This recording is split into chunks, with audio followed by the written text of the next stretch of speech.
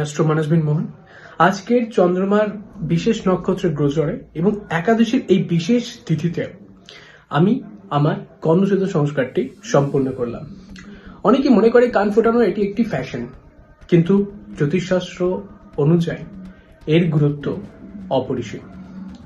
আমাদের কানের কিছু অ্যাকুপ্রেশার পয়েন্ট থাকে, যার সরাসরি কানেক্ট আমাদের মস্তিষ্ক এবং বিচার বুদ্ধিকে নিয়ন্ত্রণ করে। জ্যোতিষ মতে বলা হয়ে থাকে, কান ফোটানোর মাধ্যমে আমরা জুপিটার এবং মার্কিউরি নামে গ্রহকে সক্রিয় করি। এতে কেবল আমাদের একাগ্রতাই বাড়ে না, সাথে তেমনি জীবনের সঠিক সিদ্ধান্ত নেওয়ার ক্ষমতাও তৈরি হয়। 16টা সংস্কারের মধ্যে কর্ণছেদন একটি সংস্কার।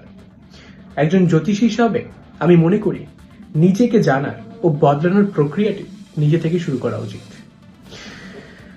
মহাদেব ও পশুপতিনাথের আশীর্বাদে আজ আমি এই নতুন যাত্রা শুরু করলাম।